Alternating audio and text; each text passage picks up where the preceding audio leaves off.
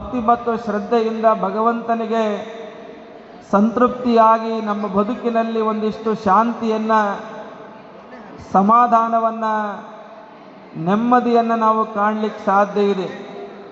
ಹಾಗಾಗಿ ನಮ್ಮೆಲ್ಲ ಇಂದಿನ ಪೂರ್ವಜರು ಇಂಥ ಧಾರ್ಮಿಕ ಕಾರ್ಯಗಳನ್ನು, ಇಂಥ ಧಾರ್ಮಿಕ ಆಚರಣೆಗಳನ್ನು, ಇಂಥ ಧಾರ್ಮಿಕ ನಂಬಿಕೆಗಳನ್ನು ನಮ್ಮೆಲ್ಲರಿಗೂ ಕೂಡ ಉಳಿಸಿಕೊಟ್ಟು ಬೆಳೆಸಿಕೊಟ್ಟು ಹೋಗಿರ್ತಕ್ಕಂತಹ ಸಂದರ್ಭಗಳನ್ನು ನಾವೆಲ್ಲರೂ ಕೂಡ ನೋಡ್ತಾ ಇದ್ದೀವಿ.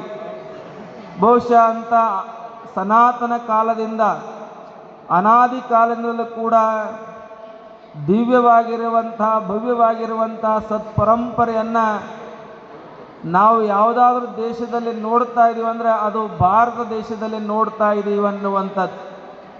ಬಹುಶಃ ನಂಬಿಕೆ ಇಲ್ಲಿ ಬಹಳ ದೊಡ್ಡದು ಅನ್ನುವಂಥದ್ದು. ಇವತ್ತು ನಾವೇನಾದರೂ ಕೂಡ ಮಾತನಾಡಬೇಕಾದ್ರೆ ನಾವು ಹೇಳ್ತಾಯಿದ್ದೀವಿ, ನನ್ನ ಮೇಲೆ ನಂಬಿಕೆ ಇಲ್ಲೇನು ಅಂತೇಳಿ ಕೇಳ್ತಾ ಇದ್ದೀವಿ. ನೋಡ್ರಿ, ನಂಬಿಕೆ ಅನ್ನುವಂಥದ್ದು ಭಗವಂತನನ್ನು, ನಮ್ಮನ್ನು ಬೆಸುಗೆ ಮಾಡ್ತಕ್ಕಂಥ ಒಂದು ಮಹಾಶಕ್ತಿ ಅಂದರೆ ಅದು ನಂಬಿಕೆ ಅನ್ನುವಂಥದ್ದು ಅನ್ನೋದು. ಹಾಗಾಗಿ ಅಂಥ ನಂಬಿಕೆಯನ್ನು ನಾವೆಲ್ಲರೂ ಕೂಡ ಭಗವಂತನಲ್ಲಿ ಇಟ್ಟಾಗ ಭಗವಂತ ನಮಗೆ ಒಳಿತನ್ನು ಮಾಡಲಿಕ್ಕೆ ಸಾಧ್ಯ ಇದೆ, ಸುಖವನ್ನು ಕೊಡಲಿಕ್ಕೆ ಸಾಧ್ಯ ಇದೆ, ನೆಮ್ಮದಿಯನ್ನು ಕೊಡಲಿಕ್ಕೆ ಸಾಧ್ಯ ಇದೆ. ಅಂಥ ನಂಬಿಕೆ ತಾಣವೇ ಶ್ರೀ ಕೆಂಜಗಾಪುರದ ವೀರಭದ್ರೇಶ್ವರ ಮಹಾಸ್ವಾಮಿಯ ತಾಣ ಅನ್ನುವಂಥದ್ದನ್ನು ನಾವೆಲ್ಲರೂ ಕೂಡ ಕಂಡುಕೊಂಡಿದ್ದೀವಿ. ಇವತ್ತು ನಾವೆಲ್ಲರೂ ಕೂಡ ನೆಮ್ಮದಿಯನ್ನು ಹುಡುಕ್ಲಿಕ್ಕೆ ಹೋಗ್ತಾ ಇದ್ದೀವಿ, ಸುಖವನ್ನು ಹುಡುಕ್ಲಿಕ್ಕೆ ಹೋಗ್ತಾ ಇದ್ದೀವಿ, ಶಾಂತಿಯನ್ನು ಹುಡುಕ್ಲಿಕ್ಕೆ ಹೋಗ್ತಾ ಇದ್ದೀವಿ. ಬಹುಶಃ ಬೇರೆ ಬೇರೆ ಬೇರೆ ಬೇರೆ ಮನಸ್ಸಿಗೆ ಬಂದಂಥ ಅನಿಸಿಕೆಗಳನ್ನು ನಾವೆಲ್ಲರೂ ಕೂಡ ಹುಡುಕೊಂಡು ಹೋಗ್ತಾ ಇದ್ದೀವಿ. ಆದರೆ ಹುಡುಕುವಂಥ ಬದಲಾಗಿ ನಾವು ಸಮಾಧಾನದಿಂದ ಇದ್ದಾಗ ಎಲ್ಲವೂ ಕೂಡ ನಮ್ಮದಾಗ್ತದೆ ಅನ್ನುವಂಥದ್ದನ್ನು ನಾವೆಲ್ಲರೂ ಕೂಡ ನೋಡ್ತಾ ಇದ್ದೀವಿ. ಬಹುಶಃ ಅನೇಕ ಇತಿಹಾಸದಲ್ಲಿ, ಅನೇಕ ಕಾಲಘಟ್ಟದಲ್ಲಿ, ಅನೇಕ ಸಂದರ್ಭದಲ್ಲಿ ಇವತ್ತು ನಾವು ಮಹಾತ್ಮರ ಚರಿತ್ರೆಗಳನ್ನು ನೋಡ್ತಾ ಇದ್ದೀವಿ. ಮಹಾತ್ಮರ ಜೀವನದಲ್ಲಿ ಶಾಂತಿಯನ್ನು, ನೆಮ್ಮದಿಯನ್ನು ಕರುಣಿಸಿ ಸಮಾಜಕ್ಕೆ ಬಹುದೊಡ್ಡದಾಗಿರ್ತಕ್ಕಂಥ ಕೊಡುಗೆಯನ್ನು ಕೊಟ್ಟಿರ್ತಕ್ಕಂಥದ್ದನ್ನು ನೋಡ್ತಾ ಇದ್ದೀವಿ.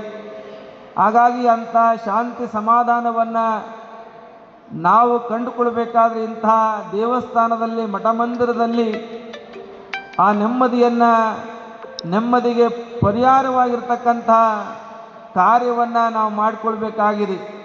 ಇವತ್ತು ಯಾರಿಗೂ ಕೂಡ ನೆಮ್ಮದಿ ಅನ್ನುವಂಥದ್ದು ಅದು ಕಾಣಲಿಕ್ಕೆ ಸಾಧ್ಯ ಇಲ್ಲ. ಯಾಕಂದರೆ ಇವತ್ತು ನಾವೆಲ್ಲರೂ ಕೂಡ ತಂತ್ರಜ್ಞಾನದ ಮುಖಾಂತರವಾಗಿ ವಿಜ್ಞಾನದ ಭರಾಟಿ ಒಳಗೆ ನಾವೆಲ್ಲರೂ ಕೂಡ ಹೋಗ್ತಾ ಇದ್ದೀವಿ. ಆ ಭರಾಟಿ ಒಳಗೆ ಇಂಥ ಧಾರ್ಮಿಕ ಸಮಾರಂಭಗಳನ್ನು, ಇಂಥ ಒಂದು ಕಾರ್ಯಕ್ರಮಗಳನ್ನು ಮಾಡುವಂಥ ಕಾರ್ಯ ಅದು ನಮಗೋಸ್ಕರವಾಗಿ ಅನ್ನುವಂಥದ್ದು. ಯಾಕಂದರೆ ಇವತ್ತೆಲ್ಲರೂ ಕೂಡ ನಾವು ಇಂದ್ರಲೋಕದಲ್ಲಿ ಹೋಗಿದ್ದೀವಿ, ಜಲಮಾರ್ಗದಲ್ಲಿ ಹೋಗಿದ್ದೀವಿ, ಬಾಹ್ಯಾಕಾಶದಲ್ಲಿ ಹೋಗಿದ್ದೀವಿ, ಅನೇಕ ಮಾರ್ಗದಲ್ಲಿ ನಾವೆಲ್ಲರೂ ಕೂಡ ಸಾಧನೆಯನ್ನು ಮಾಡಿದ್ದೀವಿ.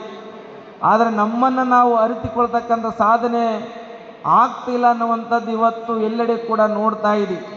ಬಹುಶಃ ಮನುಷ್ಯನನ್ನಾಗಿ ಪ್ರೀತಿಸುವಂತಹ, ಮನುಷ್ಯನ ಮೌಲ್ಯಗಳನ್ನು ಅಳವಡಿಸಿಕೊಳ್ತಕ್ಕಂತಹ ಬಹುದೊಡ್ಡದಾಗಿರ್ತಕ್ಕಂಥ ಜವಾಬ್ದಾರಿ ಹಿಂದೆಂದಿಗಿಂತಲೂ ಕೂಡ ಇವತ್ತಿನ ದಿನದಲ್ಲಿ ಅತ್ಯವಶ್ಯಕವಾಗಿರ್ತಕ್ಕಂಥದ್ದು ಅನ್ನುವಂಥದ್ದು.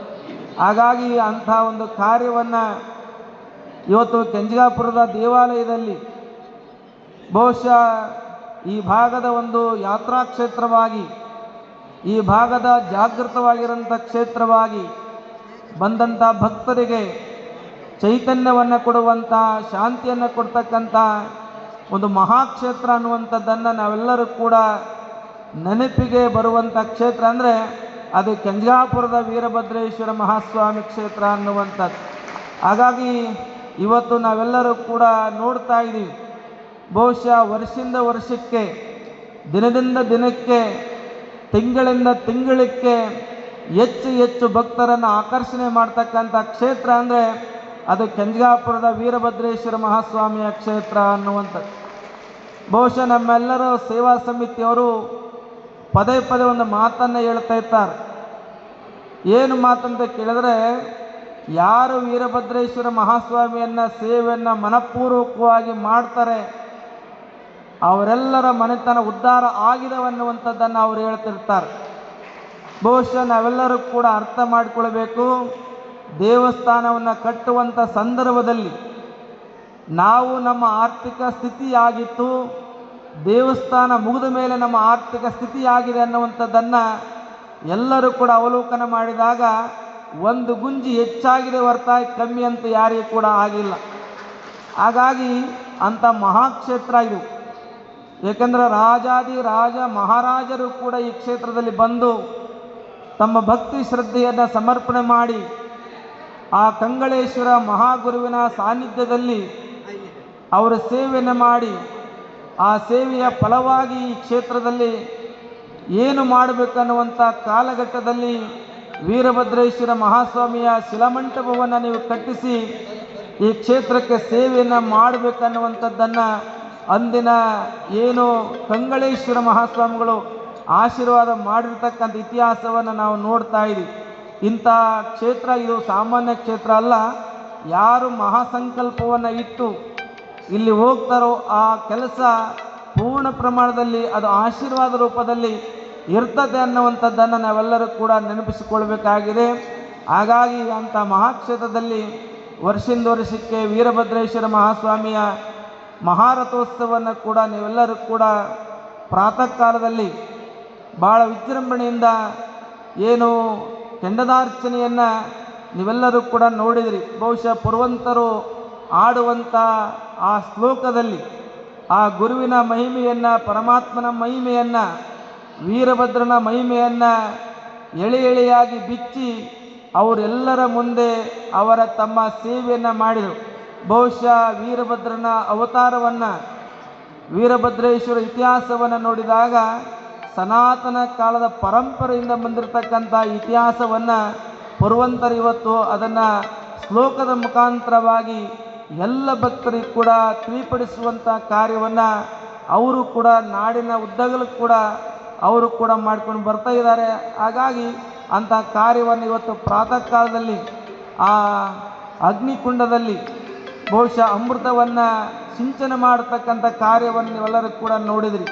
ಅದಾದ ಮೇಲೆ ಮಹಾಸ್ವಾಮಿಯ ಮಹಾರಥೋತ್ಸವವನ್ನು ನೀವೆಲ್ಲರೂ ಕೂಡ ಹರ ಹರ ಮಹಾದೇವ ಶ್ರೀ ವೀರಭದ್ರೇಶ್ವರ ಮಹಾರಾಜಿಕೆ ಅನ್ನುವಂಥ ಜಯಘೋಷವನ್ನು ಉದ್ಗಾರವನ್ನು ಮಾಡಿ ಆ ಭಗವಂತನಿಗೆ ಸ್ವರೂಪನಾಗಿರ್ತಕ್ಕಂಥ ವೀರಭದ್ರ ಮಹಾಸ್ವಾಮಿಗೆ ಏನು ಸಮರ್ಪಣೆ ಮಾಡಬಹುದು ಅನ್ನುವಂಥದ್ದನ್ನು ಆಗಲಿಕ್ಕೆ ಸಾಧ್ಯ ಇಲ್ಲ. ಯಾಕಂದರೆ ಇಳನಿಮ್ಮ ದಾನ ಬೆಳನಿಮ್ಮ ದಾನ ಸುಳಿದು ಸೂಸುವ ಗಾಳಿ ನಿಮ್ಮ ದಾನ ಅನ್ನುವಂಥ ಮಾತಿಗೆ ಬಹುಶಃ ಭಗವಂತನಿಗೆ ಕೊಡಲಿಕ್ಕೆ ನಮ್ಮಿಂದ ಏನೂ ಸಾಧ್ಯ ಇಲ್ಲ.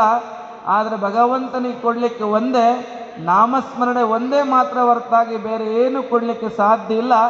ಅಂಥ ನಾಮಸ್ಮರಣೆಯನ್ನು ನೀವೆಲ್ಲರೂ ಕೂಡ ಪ್ರಾತಃ ಕಾಲ ನೀವೆಲ್ಲರೂ ಕೂಡ ಉದ್ಘೋಷದೊಂದಿಗೆ ಆ ಭಗವಂತನ ಸ್ವರೂಪ ಆಗಿರ್ತಕ್ಕಂಥ ವೀರಭದ್ರೇಶ್ವರ ಮಹಾಸ್ವಾಮಿಯನ್ನು ಮಹಾರಥೋತ್ಸವದ ಮುಖಾಂತರವಾಗಿ ಜಯಘೋಷದ ಮುಖಾಂತರವಾಗಿ ವರ್ಷದ ಏನು ವೀರಭದ್ರೇಶ್ವರ ಮಹಾಸ್ವಾಮಿಯ ರಥವನ್ನು ನೀವೆಲ್ಲರೂ ಕೂಡ ಭಾಳ ಸರ್ವಾಂಗ ಸುಂದರವಾಗಿ ಎಳೆದದ್ದನ್ನು ಎಲ್ಲ ಭಕ್ತರು ಕೂಡ ಸಂತೋಷಪಟ್ಟಿದ್ದಾರೆ. ಹೇಗೆ ಮಹಾಸ್ವಾಮಿಯ ರಥೋತ್ಸವ ಹೇಳಿದರೋ ಹಾಗೆಯೇ ನಿಮ್ಮ ರಥವೂ ಕೂಡ ನಡಿಬೇಕು. ಯಾಕಂದರೆ ಅದು ಮಹಾರಥ, ಇದು ರಥ. ಯಾಕಂದರೆ ಮಹಾರಥವನ್ನು ನೀವೆಲ್ಲರೂ ಕೂಡ ಶ್ರದ್ಧಾ ಭಕ್ತಿಯಿಂದ ಎಳೆದಿರಿ. ಹಾಗೆಯೇ ನಿಮ್ಮ ಮನೆಯ ರಥವು ಕೂಡ ಭಾಳ ಸರ್ವಾಂಗ ಸುಂದರವಾಗಿ ಎಲ್ಲಿ ಕೂಡ ದುಃಖ ದುಮ್ಮಾನ ಬರಲಂಗೆ ಆ ರಥ ಸುಖಮಯವಾಗಿ ನಡೆದಾಗ ಭಗವಂತನಿಗೆ ಭಾಳ ಸಂತೋಷ ಆಗ್ತದೆ. ಯಾಕಂದರೆ ನಾವು ಸಂತೋಷವಾಗಿದ್ದರೆ ಭಗವಂತನು ಕೂಡ ಸಂತೋಷವಾಗಿರ್ತಾನೆ. ಹಾಗಾಗಿ ಮಮ ಭಕ್ತೋ ಮಮ ಅಧಿಕ ಅನ್ನುವಂಥ ಮಾತು ಬರ್ತದೆ. ಹಾಗಾಗಿ ಭಗವಂತನಿಗಿಂತ ಅಧಿಕವಾಗಿರ್ತಕ್ಕಂತಹ ಯಾರು ಅಂತ ಕೇಳಿದಾಗ ಅದು ಭಕ್ತರು ಅನ್ನುವಂಥ ಮಾತು ಬರ್ತದೆ. ಹಾಗಾಗಿ ಅಂಥ ಭಕ್ತರು ನೀವೆಲ್ಲರೂ ಕೂಡ ವಿನಮ್ರ ಭಾವದಿಂದ ಶ್ರದ್ಧೆ ಭಾವನೆಯಿಂದ ನೀವೆಲ್ಲರೂ ಕೂಡ ಆ ಸೇವೆಯನ್ನು ಮಾಡಿದಿರುವಂಥ ಮಾತನ್ನು ಕೂಡ ತಿಳಿಯಪಡಿಸಿ, ಬಹುಶಃ ಈ ಒಂದು ಕಾರ್ಯಕ್ರಮ ನಿನ್ನೆಯಿಂದಲೂ ಕೂಡ ಒಂದು ವಾರದಿಂದ